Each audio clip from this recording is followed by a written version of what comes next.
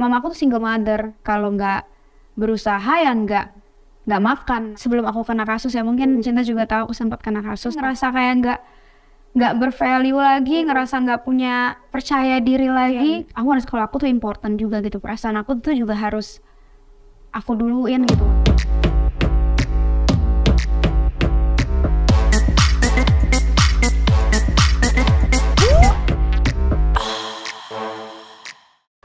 Hi everyone, welcome to Bicara Cinta. Hari ini aku benar-benar excited sampai kayak orang kegirangan karena bintang tamu satu ini udah aku minta datang ke podcast Bicara Cinta sejak season 1 tapi nggak bisa-bisa. But she's finally here, Rachel Danya.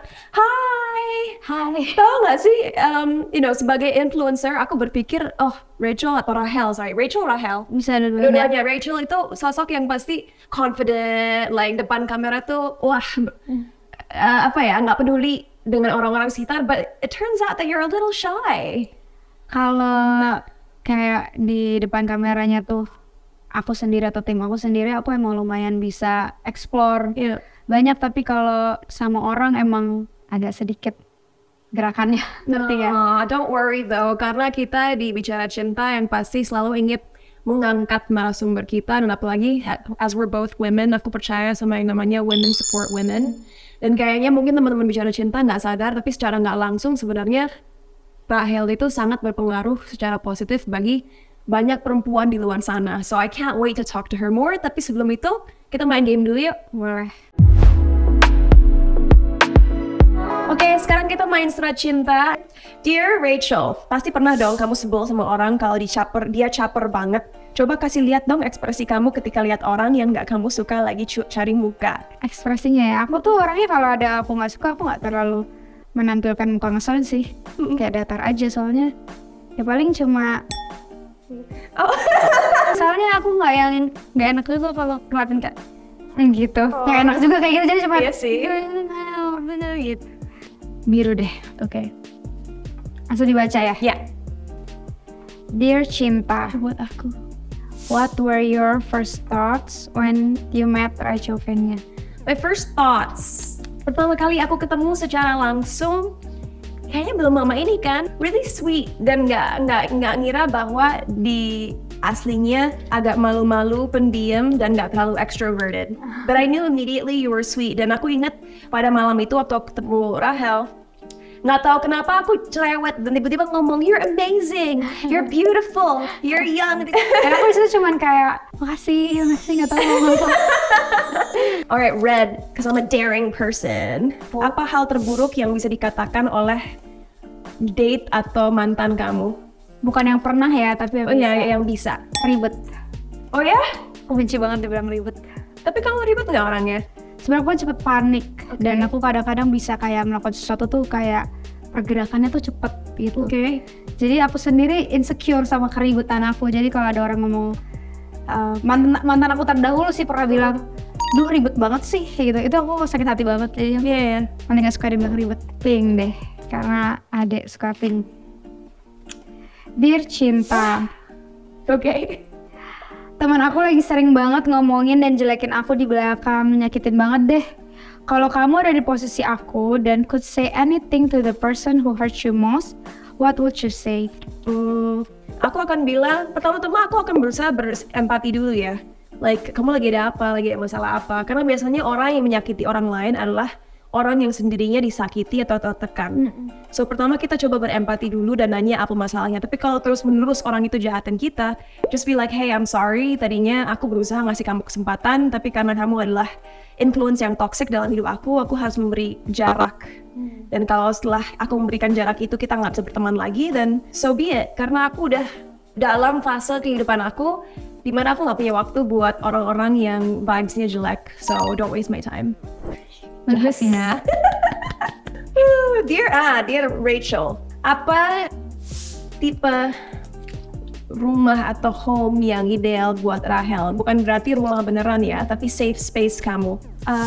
Ya pasti deket sama orang-orang tersayang kayak anak-anak tuh. Dimana aku ngerasa tempat aku pulang tuh di situ, yaitu dimanapun anak-anak aku berada dan orang-orang yang aku cintain berada sih. Dan aku di saat aku merasa aku nggak perlu berusaha untuk menjadi orang lain atau berusaha memenuhi ekspektasi apapun, just being me gitu. It's amazing. Dan untuk menunjukkan sisi lain dari sosok-sosok perempuan yang ada di luar sana, kalau buat Rahel di mana keluarganya, anak-anaknya berada, kalau buat aku, my office is a safe space buat aku, karena kebetulan semua orang-orang yang bekerja sama aku, mau itu manager atau staff, I feel like they're all really cool and open-minded, jadi aku ngerasa paling nyaman saat di kantor. Workaholic. Oke, lupa. Dear Rachel, what do you love about yourself the most? Mungkin yang aku suka adalah aku orangnya caring banget sih, caring. There you go. Dear Rachel, aku suka banget lihat kamu sama Erica goyang sampai bawah. Coba dong ajarin Cinta Lara goyang sampai bawah itu artinya apa? Sejujurnya itu Erica yang jago sama kamu. I'll do it for her. It's this, right? It's this. Iya bener-bener. Aku pernah lakuin itu kayak besokannya aku kayak nggak bisa jalan gitu. Berarti kamu harus workout sama aku biar kita squat bareng nguatin otot-otot paha. Kira-kira aku kuat nggak untuk workout sama dia? Mungkin awalnya enggak. Ya, intinya yang penting gaya dulu guys, workoutnya ntar. Biar happy. Yeah, exactly. Alright, then I think udah cukup kita mainnya, yuk kita ngobrol-ngobrol. Iya. Congratulations, kemarin aku lihat di berita dan di Instastory kamu bahwa anak kamu Sabiru ya? Is that how you pronounce it? Yeah. Itu raportnya bagus. Alhamdulillah, Yeah. iya. Sebenarnya pertanyaan pertama aku sedikit kontroversial mungkin, karena gini, kalau menurut aku ya, sebagai wanita metropolitan, buat aku mempunyai anak di usia 20-an tuh muda banget buat aku ya. Aku tahu netizens banyak di luar sana yang nggak setuju, but I think you're super young. So that's how I see you. Pernah ngerasa worried nggak sih bahwa kamu mungkin karena masih muda ya, nggak akan bisa mendidik anak dengan baik karena kamu sendiri masih pengalaman hidupnya belum terlalu banyak. Dulu pas pertama kali hamil gitu, aku merasa aku udah siap. Sekarang detik ini aku ngerasa sih kalau aku terlalu muda. Aku setuju sama argumen tadi kamu bilang kalau misalnya umur 20-an itu masih sangat terlalu muda untuk punya anak. Aku setuju karena sekarang pun aku ngeliat raportnya abang, kenapa aku tuh terharu karena aku percaya abang tuh anak yang pertama, aku percaya abang bisa melewati kehidupan dia di sekolah, tapi aku nggak punya ekspektasi yang lebih gitu. Ngerti nggak? Kayak aku berharap dia jadi anak yang baik, bisa bersosialisasi, udah itu aja cukup buat aku gitu. Jadi saat gurunya itu bilang, yang paling bikin aku terharu tuh dia bilang kalau you should proud of him, kayak gitu. Bener-bener ngomong kayak gitu berkali-kali, jadi aku kayak ngerasa a good job. Iya kayak gitu. Dan itu yang bikin aku ngerasa selama ini kan pasti sebenarnya aku worry banget. Aku kurang karena pengalaman aku juga kurang, dari lingkungan sekitar aku yang punya anak tuh cuma 1 atau 2 orang.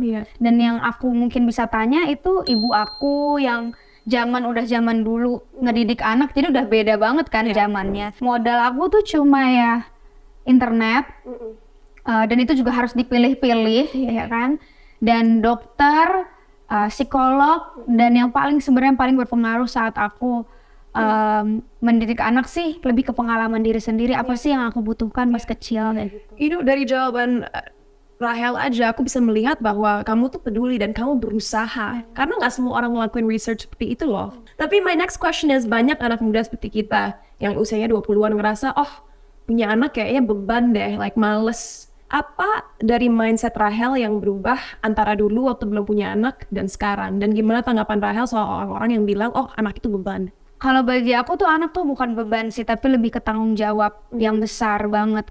Maksudnya saat kita memutuskan untuk punya anak itu kita tuh kayak memikul tanggung jawab yang benar-benar besar, dan itu seumur hidup. Nggak bisa kita kayak udah deh berhenti, kayak kalau kita kerja gitu kan dapat job desk kayak kayaknya nggak bisa nih di kerjaan ini terus kita pindah aja. Kalau punya anak tuh nggak bisa kayak gitu. Jadi aku emang dari dulu pengen banget sih punya anak gitu. Jadi saat aku ngelihat milestone-nya dia, apa yang udah aku beri sama dia, dan aku bisa kasih cinta dan dia kasih cinta ke aku balik, itu bagi aku tuh luar biasa. Tapi balik lagi, menurut aku nggak semua orang punya cita-cita yang sama kayak aku. Aku emang pengen banget punya anak, dan itu hal yang bikin aku bahagia gitu. Tapi kan bahagia orang beda-beda ya. Aku nggak bisa menyamaratakan kayak sama, mungkin ada beberapa teman aku yang ngerasa belum siap, dan aku paham. Bahkan aku yang udah menyiapkan diri 100% gitu ya, menyiapkan diri aja, aku menyadari bahwa sebenarnya aku belum siap 100% gitu. Itu sih. I understand. Jadi kalau aku ambil kesimpulannya bisa dibilang dengan punya anak, Rahel mungkin pembelajaran terbesar adalah bagaimana mencintai without anything in return. So unconditional love. Ya kan? Unconditional love itu aku baru tahu setelah punya anak sih. Karena kan kalau kita, even sama ibu kita sendiri ya, kadang tuh kita misalnya mau juara 1 misalnya, kita kan minta expect hadiah gitu. Tapi saat anak-anak kita tuh nggak ada expect apa-apa, cuman mungkin hal yang paling kita expect adalah ya dia hidup aja gitu, artinya nggak ada yang lain gitu. And that's the true meaning of unconditional love. Nah, next thing aku mau bicara, ini bukan sebuah kritik ya teman-teman bicara cinta, tapi nggak bisa dipungkiri bahwa Indonesia itu negara yang budayanya kolektivis, dalam arti kita memprioritaskan kebutuhan, kebahagiaan orang lain, yaitu mungkin keluarga atau komunitas kita, di atas kebahagiaan dan kebutuhan diri kita sendiri. Oleh karena itu sering sekali orang-orang kalau mengambil keputusan hidup yang besar, itu selalu takut akan apa yang akan dipikirkan orang-orang sekitar mereka. Kalau di situasinya Rahel, aku tahu bahwa orang tua Rahel bisa dibilang lumayan konservatif. Dengan begitu, kok dulu Rahel bisa punya keberanian untuk berpisah dengan pasangan dan menjadi single mother? Karena Indonesia, orang akan ngomong, oh buruk ya, dia cerai ya, mau jadi single mother, nanti apa kata orang, Kasihan anak gitu kan. What made you brave? Aku tuh memang selalu mikirin perasaan ibu aku selalu mikirin perasaan orang-orang sekitar aku, teman, anak dan segala macam. Dan di titik itu aku ngerasa kayak kalau aku tuh important juga gitu, perasaan aku tuh juga harus aku duluin gitu, walaupun mungkin bagi sebagian orang keputusan ini berat, tapi itu yang ngerilis aku gitu. Gitu. So bisa dibilang kalau aku ambil kesimpulan, buat Rahel penting pada saat itu memikirkan kebahagiaan diri sendiri, karena juga kalau Rahelnya nggak bahagia, merasa tertekan, gimana mau mendidik dan memberikan kasih sayang sepenuhnya kepada anak-anak kan? Benar. Banyak orang butuh belajar bahwa kadang-kadang memang kita harus bisa menghiraukan kata-kata orang lain dan memikirkan apa yang terbaik buat diri kita dan orang-orang yang terpenting dalam hidup kita. Aku ingat kayaknya kita ketemu 3 minggu yang lalu ya di sebuah restoran gitu, dan kita sempat ngobrol dikit. Dan yang bikin aku lumayan kaget adalah ternyata Rahel itu lumayan terpengaruh kalau melihat komentar-komentar negatif. Walaupun terpengaruh, apa yang bikin kamu bisa bangun setiap hari dan bilang hari ini akan menjadi hari yang produktif, hari ini aku akan terus meniti karir aku? How do you find that motivation? Aku tuh emang kalau misalnya kritik negatif itu sendiri sebenarnya nggak semua, cuma emang ada beberapa hari dimana aku lagi bad days terus nggak sengaja lihat, apalagi kadang bisa masif banget ya, bisa hal kayak mungkin lebih ke tentang anak ya, kadang aku juga jadi meragukan diri aku sebagai ibu terutama gitu. Aku ngerasa apakah aku kurang baik jadi ibu, tapi ya balik lagi, jadi ibu itu kan tanggung jawab aku yang udah aku ambil dari pertama aku memutuskan untuk punya anak gitu. Jadi ya kalau misalnya sekarang aku cuman diem diri dan nggak mencoba menjadi pribadi yang lebih baik lagi, nggak coba menambah value ke diri aku sendiri, ya aku bisa stuck aja di situ. Dan aku bisa ibaratnya kasih makan kemauan orang-orang itu yang udah ngerendahin aku, jadi aku kayak jadi bikin mereka makin ngerendahin aku lagi. Jadi ya udah aku maju aja sih gitu. Itu adalah suatu hal yang brave, dan sering sekali aku bilang ke teman-teman bicara cinta atau bahkan orang-orang di sekitar aku bahwa tentu sebagai manusia kita nggak bisa kayak robot, nggak memperdulikan kata-kata orang lain. Tapi at the same time, kalau kita ngerasa stuck dalam hidup kita dan merasa putus asa, jangan salahkan siapapun selain diri kita sendiri. Karena at the end of the day, hidup adalah pilihan dan kita lah yang harus mengambil keputusan untuk terus maju. Ini tuh nggak gampang loh, apalagi menjadi entrepreneur itu suatu hal yang didominasi oleh laki-laki. Awalnya punya kemauan untuk berbisnis itu apa sih?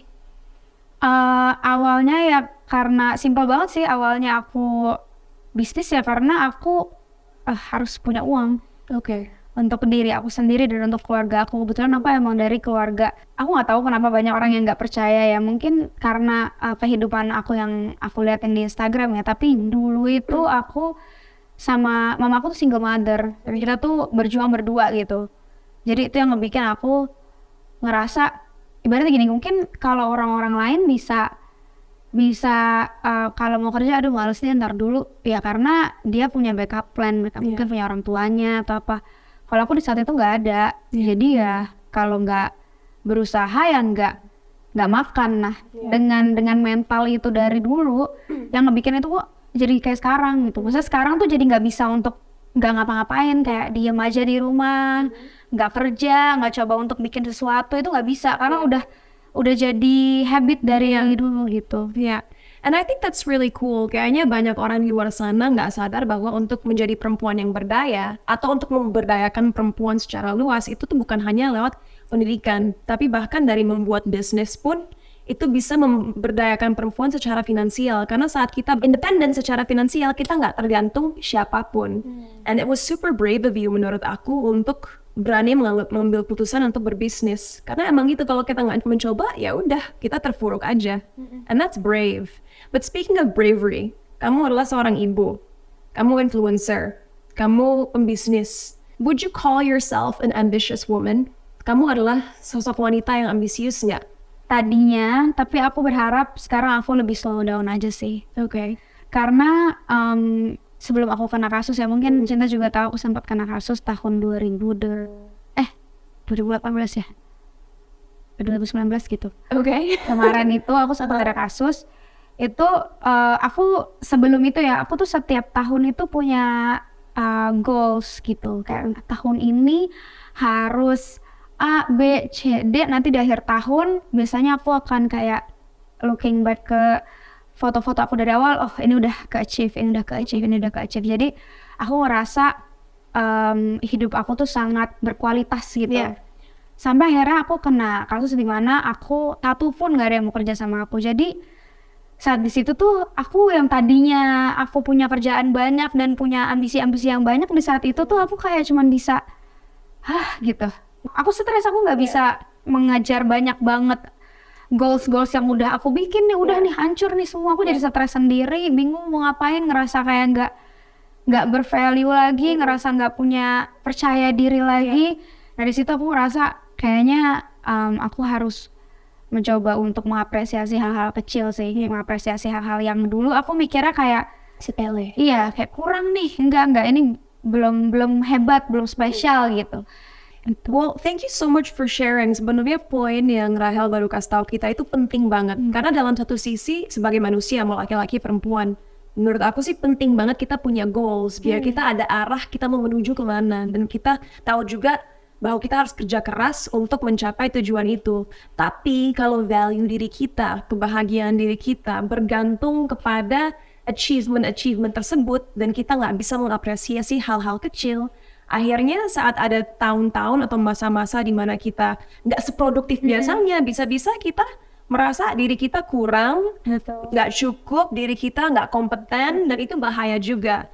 So I think, you're showing that balance is important. Suatu hal yang aku katakan soal masyarakat yang menurut aku agak pedes ya, menurut aku jahat. Banyak orang berpikir bahwa setelah kita berkeluarga, kehidupan tuh berhenti. Kehidupan dalam arti kehidupan di luar aktivitas-aktivitas yang dilakukan dengan suami, istri, anak-anak. And I don't think that's fair.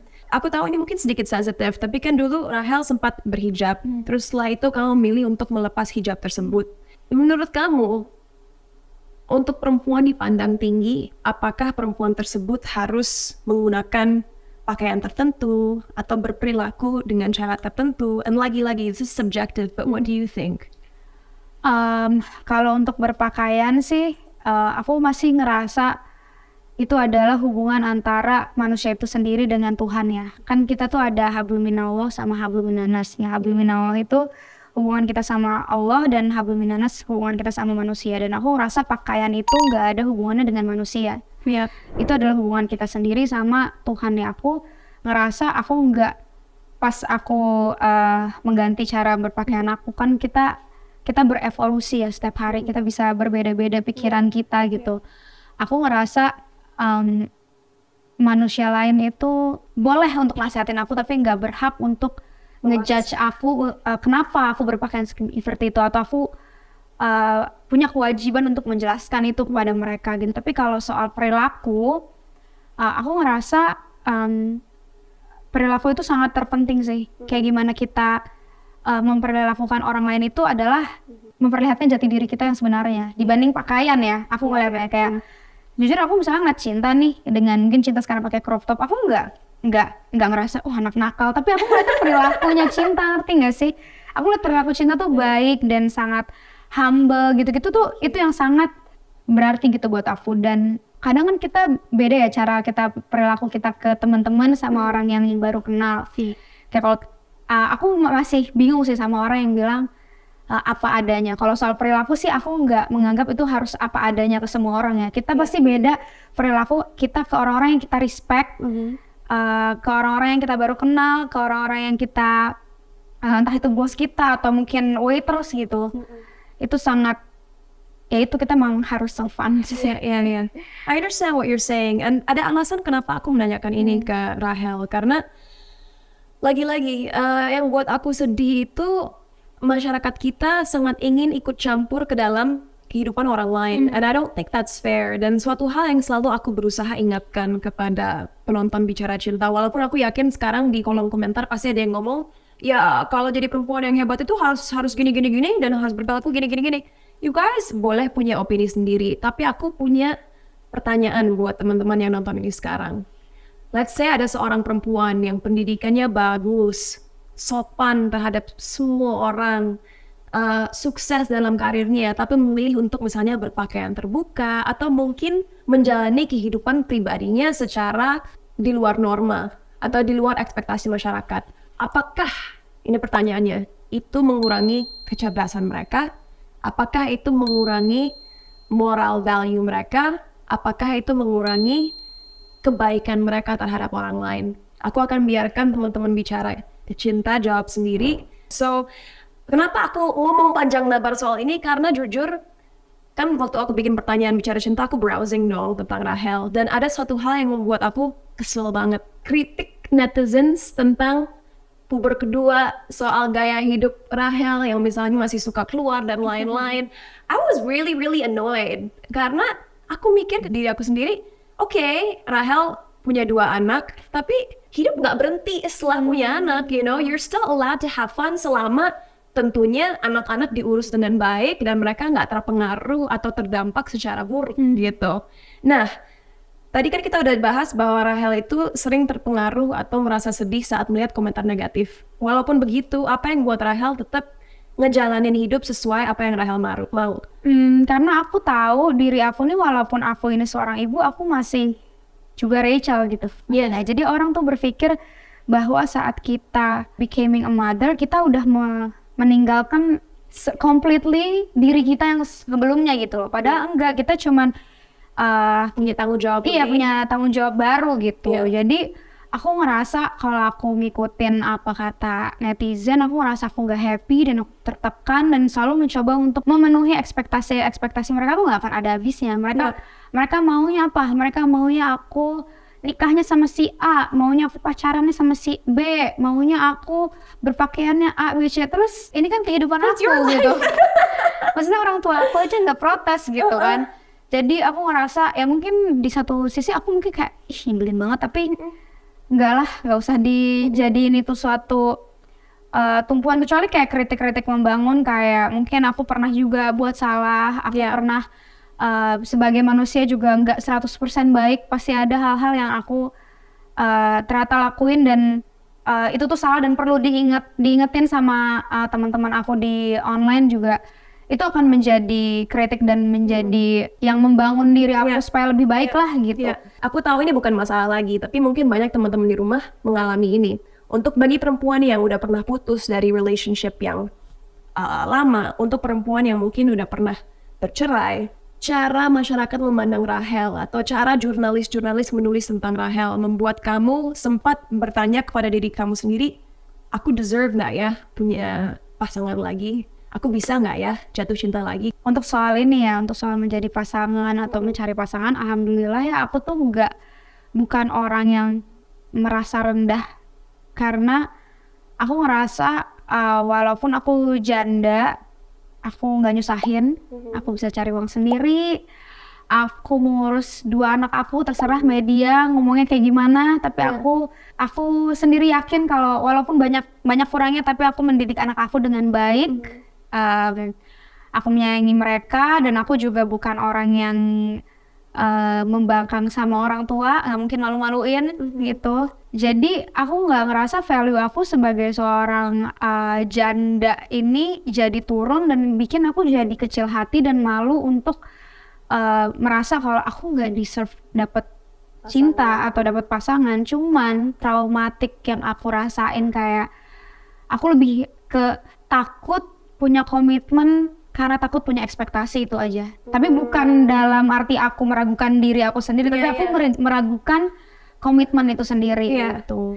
The relationships are scary, honestly. Like, makanya mungkin sampai sekarang aku belum pikiran untuk settle down, because I'm like, damn, serem juga ya. Lumayan.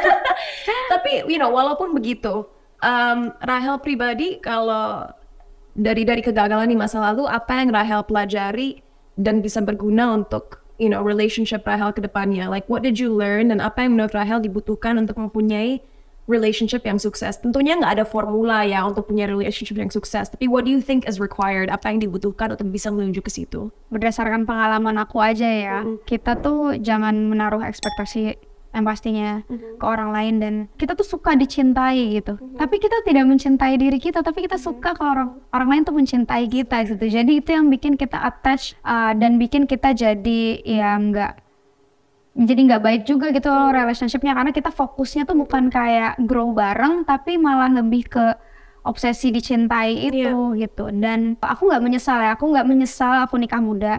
Aku sangat beruntung punya 2 anak yang lucu-lucu.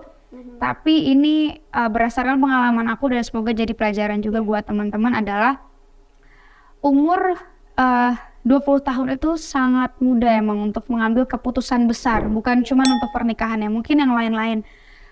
Makanya saat kita mengambil keputusan aku ngambil keputusan di umur segitu, aku ngerasa udah yakin banget, dan ternyata setelah itu aku jadi nggak yakin gitu, karena aku belum dewasa untuk mengambil keputusan itu gitu. Impulsif sih, karena keimpulsifan lagi jatuh cinta, lagi ngerasa mungkin kita siap nikah tuh bukan cuman sekadar uang gitu loh, tapi mental dan kedewasaan kita saat kita menjalani hubungan itu sih yang terpenting. Karena saat kita masih umurnya belum mateng, bertemu dengan orang yang mungkin umurnya juga belum matang, jadinya pernikahan itu nggak dewasa gitu. Aku baru menyadari itu sekarang, karena dulu ya mungkin di Indonesia ngerasa umur 21 ya nikah muda standar aja. Orang zaman dulu nikah tuh umur 16, 17 gitu kan. Setelah aku bertambah dewasa dan di umur segini, aku baru tahu gitu bahwa pernikahan itu banyak masalah yang harus kita siap mental dulu nih. Gimana caranya siap mental? Adalah mencari pengalaman kehidupan lebih banyak, dan sharing sama teman-teman, sharing sama orang-orang yang udah ngelewatin itu lebih lama, kayak gitu sih. Itu sih paling, itu jangan impulsif ya, jangan terburu-buru ya. Dan kesimpulan yang aku ambil adalah, guys, belajarlah untuk mencintai diri kalian sendiri sebelum mencintai orang lain, karena kita nggak mau sampai value diri kita tergantung oleh apakah orang yang kita sayangi mencintai kita atau enggak. Aku tahu dari banyak orang, Rahel itu humble, you're selfless, and you're nice to everybody. Apa yang membuat Rahel walaupun punya banyak pengalaman yang pahit, tetap menjadi sosok yang ngerasa aku milih untuk baik dengan semua orang, aku milih untuk memaafkan orang-orang yang pernah menyakiti aku, dan aku gak akan membiarkan pengalaman aku membuat aku jadi batu atau jadi es. Karena walaupun aku pernah disakiti, tapi aku juga pernah menyakiti orang gitu. Dan aku tahu saat kita, misalnya aku lagi menyakiti orang, aku pasti apa sih yang kita pengenin selain dimaafkan gitu. Dan aku berusaha memberi itu juga ke orang-orang sekitar aku, karena aku selalu aku selalu percaya sih kalau setiap orang itu banyak kok orang yang minta maaf tuh tulus, dan banyak orang-orang di sekitar kita yang memang beneran baik gitu, bukan karena memanfaatin. Dan kita nggak akan pernah tahu orang itu baik atau enggak kalau kita nggak bersikap baik juga gitu. That's so beautiful. That's such a beautiful statement. Thank you for reminding me, karena kadang-kadang kita manusia kan ngerasa, oh aku orang baik kok, aku bermoral kok. Tapi kita lupa bahwa orang-orang baik pun bisa menyakiti orang lain. Jadi jangan pernah merasa paling benar. Selalu punya space di hati kalian untuk memaafkan dan mencintai dan memperlakukan orang lain dengan baik.